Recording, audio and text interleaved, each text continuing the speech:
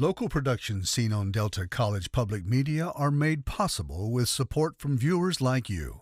Thank you.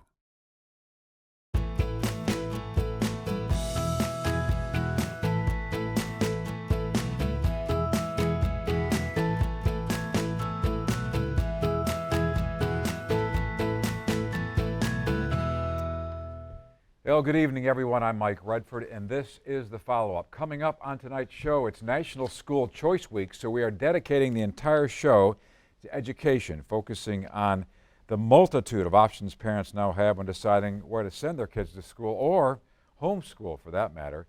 It's not without challenges, of course, and it's become highly politicized. So we'll dive deep into the school choice issue with two guests who work in the front lines of education issues and where they say Michigan needs to get better. But first, we would like to hear from you to help drive the conversation here on the show. You can do that in a variety of ways via social media on Facebook and Twitter. You can email us, or you can dial into our follow-up hotline to suggest future show topics.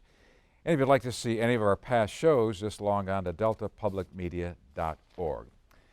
Well, I'm welcoming two guests, like I said, work in the front lines of sort of education issues. We have Dan Quisenberry on the left there. He is the president of MAPSA, the Michigan Association of Public School Academies. And Mike Van Beek's been on the show before. He's director of research for the Mackinac Center for Public Policy. Nice to have you both. So before we dive deep into the conversation, I want you to take a look at a National School Choice Survey results. It's kind of hot off the press since we're talking about National School Choice Week. Half of all parents considered or are considering choosing new schools for their children. Black, Hispanic, and young millennial parents were most likely to consider new schools.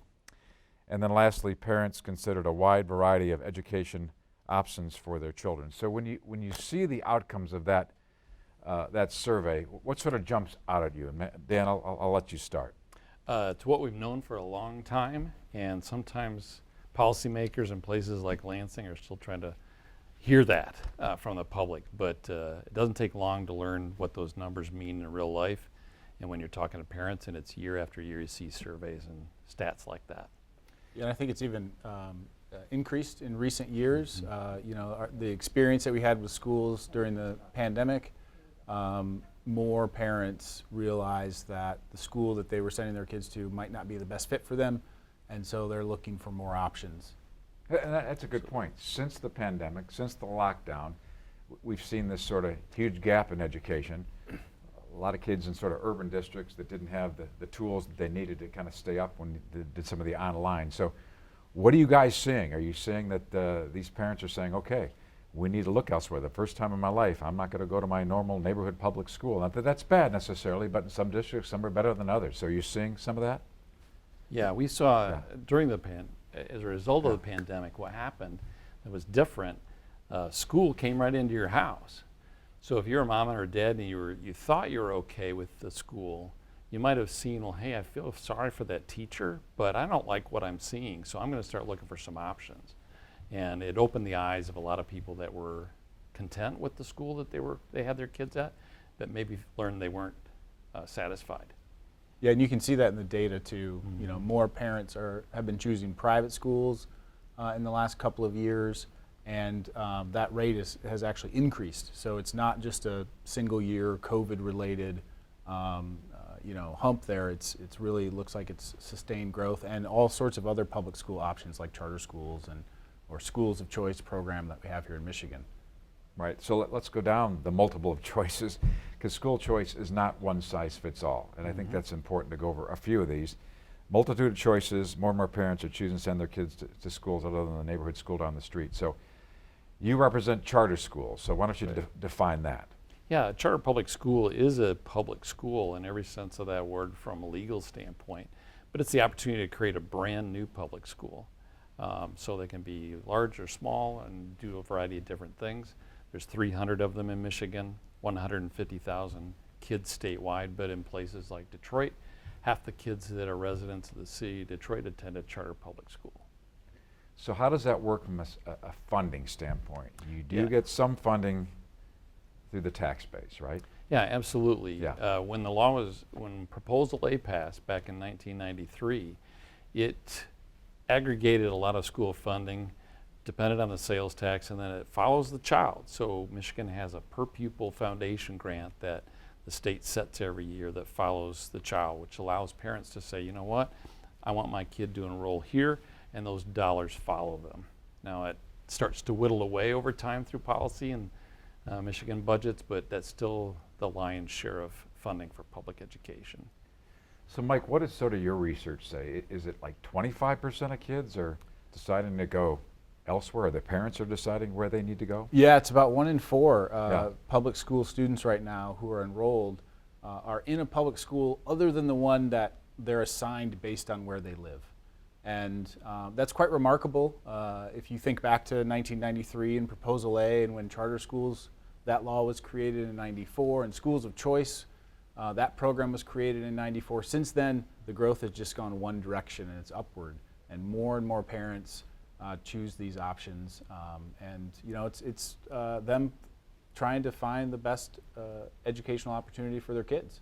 And it's not always the school that's the nearest one to them. It might be an independent charter school. It might be a school district next door.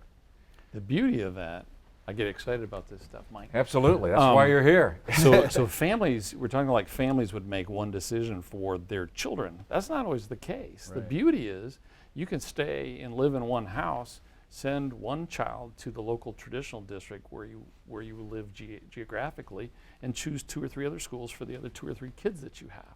Why would you do that? Because kids learn individually. We all know that as parents. Mm-hmm. So you can find a school that fits the needs of those kids. And what an American thing is that? Right. Yeah, another awesome aspect of this is that it creates incentives for schools to start thinking about, how do I serve parents better? Because now they have fewer parents who are just sort of captured by an enrollment area and have to attend that school. Right. And so they have to start thinking about, how do we attract parents? What kind of services do we need to provide to have parents choose us? And that's a really a good incentive for schools to have, because they're going to be much more focused on giving parents what they want. So I'll throw something out, playing devil's advocate, sort of being the anti-school choice person here. Let's just throw that out, because they're out there, right? I mean, those that oppose school choice, it takes money away from traditional public schools. In some cases, the church is indirectly supported by the state. Let's say if you're able to use vouchers to attend a Christian school, and we'll get into the vouchers in a moment. Lack of space to add students with vouchers. Student achievement scores maybe haven't moved the needle. Anybody want to touch any of those? I don't find, Mike's the research guy. I don't see a lot of data or research evidence for any of those statements. But the premise, well, you take money away from the local school district. Funding is for students and their education. And yeah, at some point, given what Mike was describing, that schools start to pay more attention, become more responsive, because those kids could walk away. Okay, that's what we need to do. We're adults. The system is for the students, and those families need to be able to take those dollars where it makes the most difference. And if you're doing a good job, that's not going to happen. And when a school isn't working well, then kids shouldn't be in there.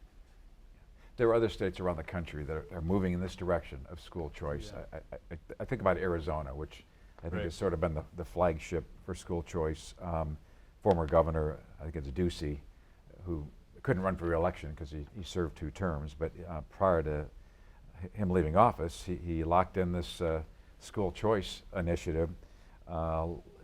Kids not locked into underperforming schools is what he said. He also says that they're funding students, not systems. What do you make of that? Yeah, no, I think that he's got that just right. And a lot of the criticism of school choice is sort of rooted in this upside down view of how public school should work, and that's, fund the system, fund the institutions, and then they'll become better.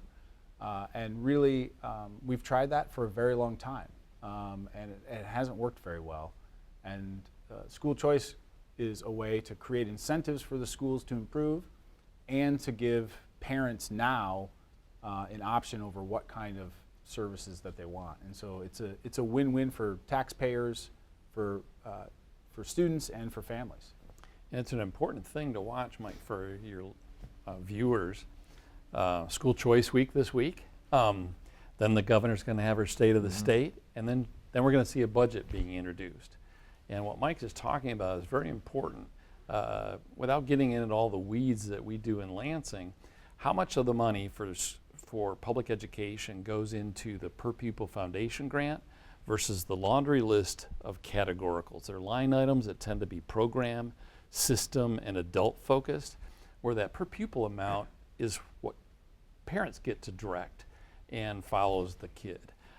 We've seen that's been an important thing. Governor Whitmer finally matched that up, so district disparity has gone away.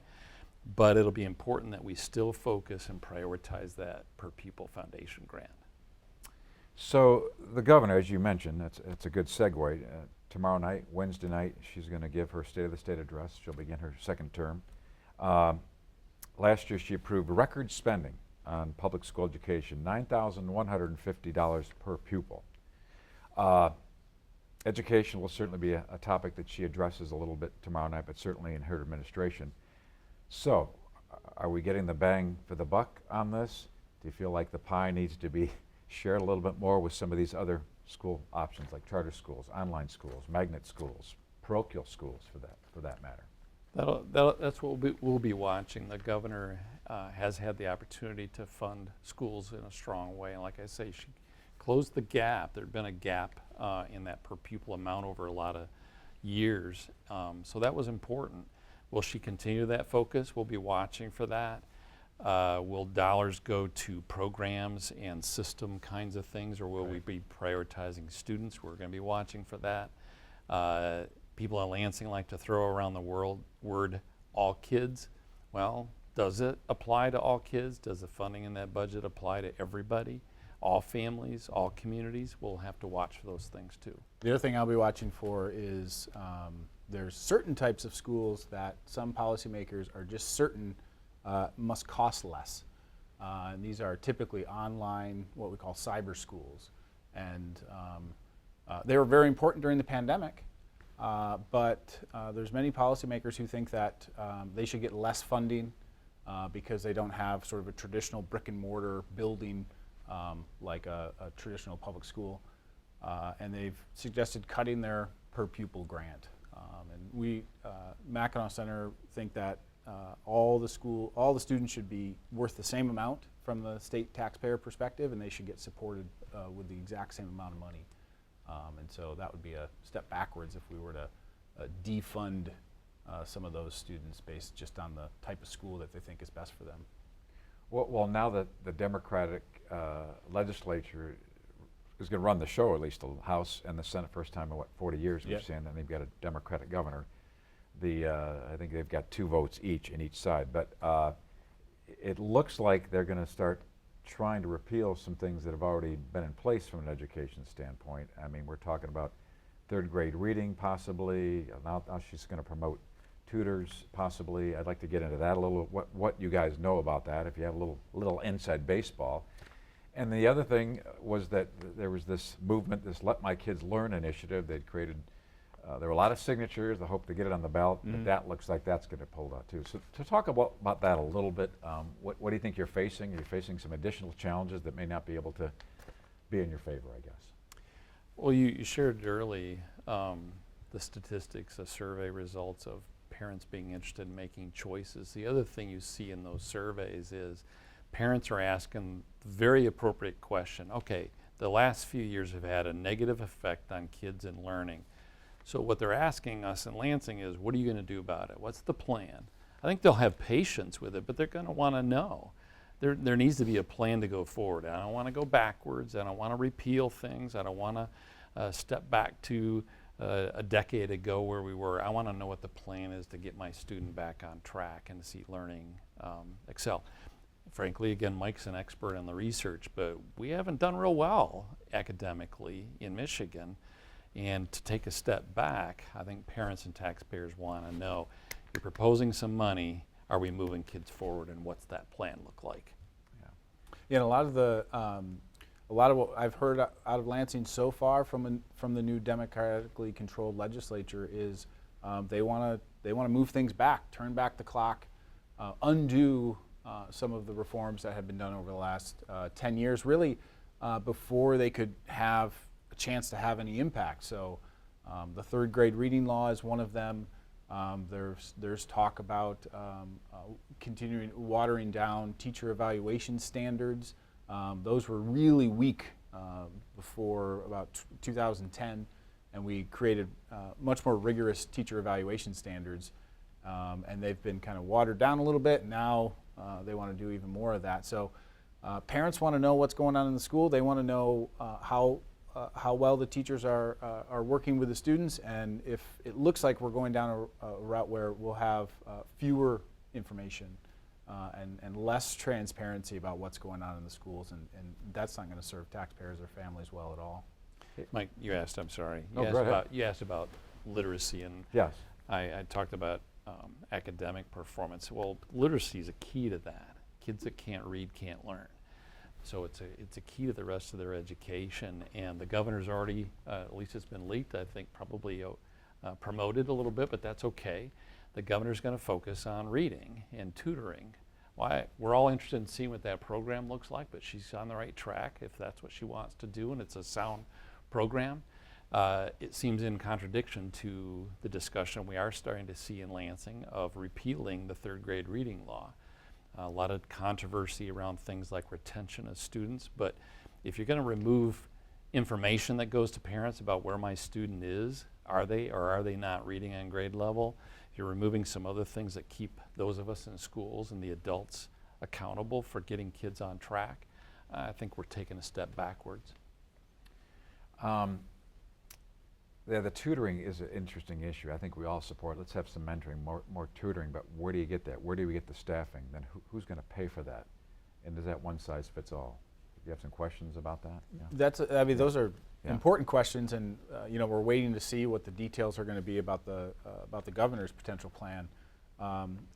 Just a couple years ago, the legislature proposed this tutoring program focused on reading, and it answered these questions of where are we going to get all these people, all these tutors from, by expanding who parents could choose to provide tutoring services for their parents. So it could be private providers or a wide range of different options for them to get sort of remedial reading services. My guess is that the governor's program will probably just be run directly through a traditional public school district, and they'll get the money, and it will be kind of limited to that option. And that's a shame, because I'm not sure that's the optimal way to meet as many students as possible. That your We fear haven't as filled well?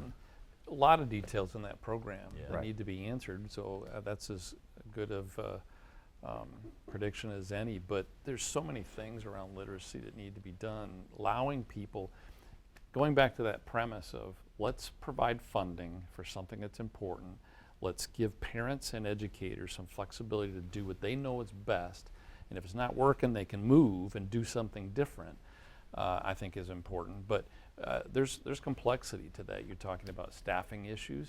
Yep, just like everything else in our world in this country today, we have some staffing issues.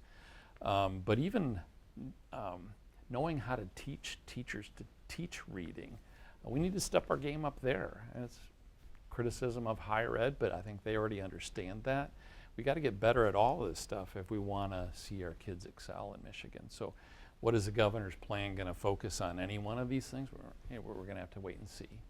So I want to go down this voucher conversation. So Michigan is unique. Yeah. That's the word you've used. You and I talked about this. We're the only state in the Midwest that I can think of doesn't allow vouchers or tax credits of some sort, which essentially allows kids in failing schools to get a chance to go to other schools, maybe across the street, that are better for them in the long run.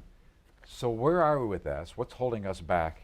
And talk to me a little bit about the advantages to those other states around us that are doing vouchers, doing tax credits for the benefit of their kids who otherwise do not have a chance to get a better education. Yeah. Well, it counts from the state's perspective to get an education through a private school, but most people in Michigan who have that option are people who are wealthy enough to afford it, or who make extreme sacrifices to send their kids to those kind of schools.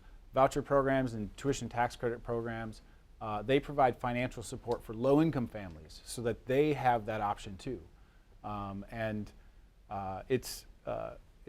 Programs have grown across this country. More than 20 states have these kinds of private school programs, whether it's a voucher or education savings accounts are also growing in popularity, where parents have even more control over how that money is spent, and it can be used on tutoring, and it can be used on all sorts of different educational services that parents might want for their children. Michigan has a very unique prohibition in our Constitution that prohibits any sort of financial support for low-income families to choose these kinds of options. So in Michigan, unfortunately, it's just the privileged and people who make really significant sacrifices who can send their students to these kinds of schools. This can sound kind of, for guys that aren't like us, this can sound kind of complex. It's much more simple than that. First, it is not partisan. Everything Mike just described happens in states controlled by Democrats or Republicans. But we talked about it at a couple different places. Are we making a decision as a state in Michigan to be focused on students and giving parents choices to make, and frankly educators choices of where they want to teach, or are we going to focus on an existing system? We certainly believe that ability for parents to make choices is beneficial for not only the families and the students involved, but it just makes it better for all education. We're welcome. We welcome other kinds of choices because it just helps the system. We just think sticking with what we've had and the way we've done things doesn't work well for any of us. So competition is good.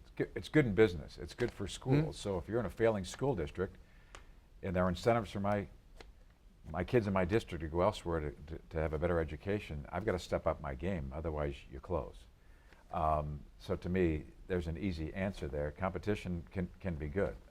And even if that doesn't seem to ring the bell for somebody, think about how individualized our kids are. They're very different. And let me give you an example. It's National School Choice Week. We have a school coming from Southfield. It's the AGBU Manugian School. It's focused on kids from Eastern Europe. Well, when we started to get an influx of kids from Ukraine, guess who had a Ukrainian-speaking teacher? They did. Not every district does. Well, that's okay. It's not a criticism. It's just, okay, that's where all those kids went. They immediately were getting a good education because they were familiar with the culture. They were familiar with the language. They could deal with the kids that were just coming in as immigrants. Not every district's capable of doing that. Well, you've got to allow for flexibility and choice if you want to have some individualization like that. Not every kid's the same. Let's talk about staffing for a little bit. You touched on it briefly, but every school district, even charter schools, I assume, you're looking for good teachers. You're looking for good lunchroom attendants. You're looking for good bus drivers, for goodness sakes. What are we doing about that? How do we convince more people to become educators or support your area charter school or district in that area? It's a hard, staffing is just a hard issue. There's been a lot of negative talk about it, so certainly some of it's changing the narrative. I get the privilege of meeting a lot of educators, and even with the last few years, there are just some remarkable people that are still excited every day to go to school and do that important job.